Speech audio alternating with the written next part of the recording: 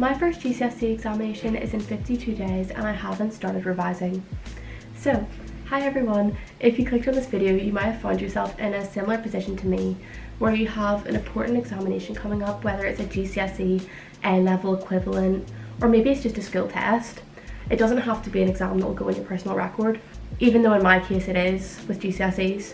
This video can be used for basically anything. I would like to stress though, I am GCSE stage, I'm 16, so that means after this year I have 2 years left of A-level studying. So this video might not be very well equipped for that because I'm just not at that stage academically yet. I'm only doing GCSEs, so yeah, I'll try help as much as I can. In Northern Ireland we do GCSEs over 2 years.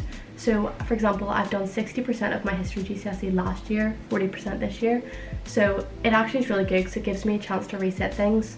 I'm resetting English language unit 4, which is like creative writing and stuff, because I did do good but I want to do better. These are all the tips I used last year to get all A's and the tips I'm going to be using this year to hopefully do well. So yeah, let's start. Okay, so my first tip actually involves a trip to the supermarket because we're going to be getting good revision stationery. When I revise, it's very important for me to have like good quality paper, good quality pens, good quality like highlighters, all that stuff for notes.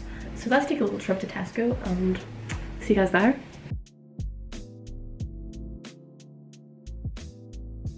Okay, from Tesco's I got first of all these Sharpie gel pens.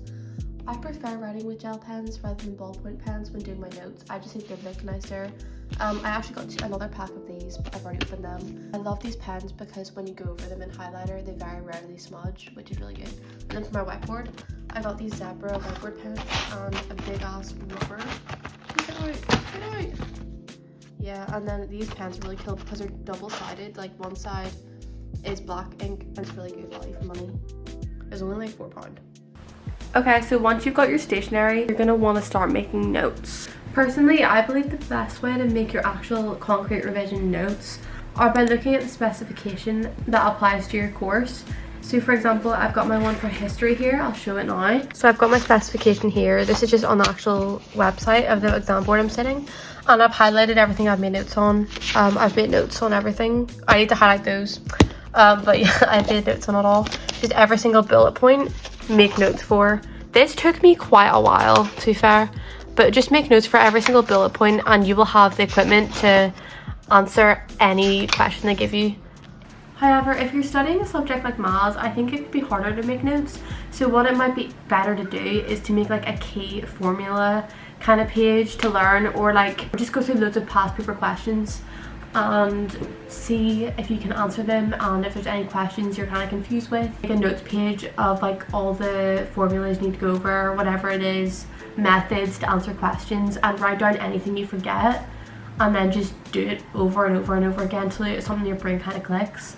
If you're learning a language, I actually haven't started my language revision yet. I haven't started anything yet apart from history.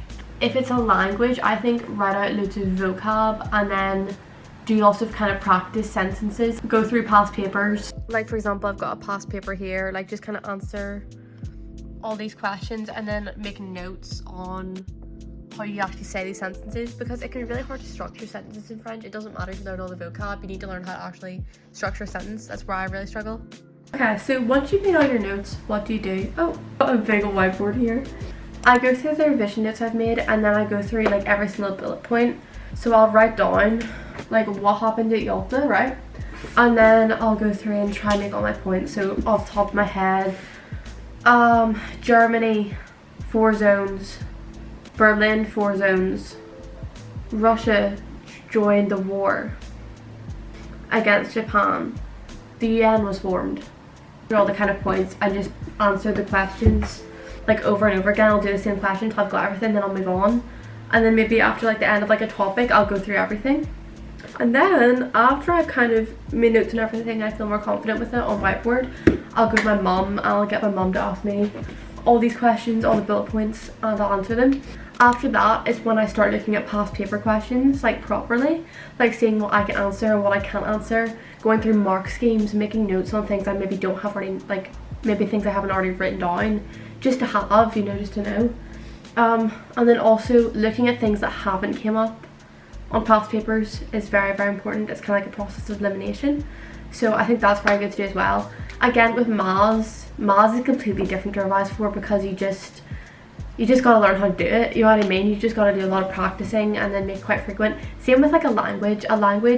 I will say you have to make notes on like grammar, all the different kind of grammar agreements, different tenses, all this stuff. Just get it in your head. Go through past papers really help with languages, I find. Like, because even in the writing paper for French, like there's paragraphs at the end. Learning your orals helps a lot also. French orals or any language orals, so the best thing you can do is practice with someone. Like, I'm again very privileged because my mom can speak French, but even if your parents can't speak French, or your friend or your brother, you need to speak it. Like, no matter how many times you write your orals, you need to be able to speak them. I'm saying with this with confidence. I haven't started learning my orals yet. I'm going to start today. Write it out, rub it out, speak it. It's also important when you revise to have a clean space, so not like this. So I'm going to clean this and get back to y'all. Okay, this is in no way perfect. I'll just ignore all this. I don't know what it is, but anyway, this is a lot better. I'm going to make a to-do list of things I have to revise today. That also really helps. Okay, I'm starting to revise now. For reference, I've got my Stanley. I'm going to stop halfway through to get blueberries, because blueberries speed up your cognitive processing, guys. So I think it's good to take into account like foods you're eating and snacks you're having, because you do need to have regular snacks if you're doing a lot of revision. I mean, maybe it's just me, but... And then also before exams, I always have a bit of chocolate for like sugar, because I freak out. I get so scared. So guys, thank you so much for watching, and I know this was a short video, but you know, I am in the middle of revising, but I did want to post, so kind of combine the two. But for future video ideas, I know I say this every single video, but it's okay. Going to Center Parcs in Ireland Friday, I'll vlog that. And then I do want to do the healthy breakfast thing, but I feel like that will probably come out after Easter. I'll probably just do a little vlog somewhere. Yeah. Thank you guys so much for watching, and see you in the next video. Bye!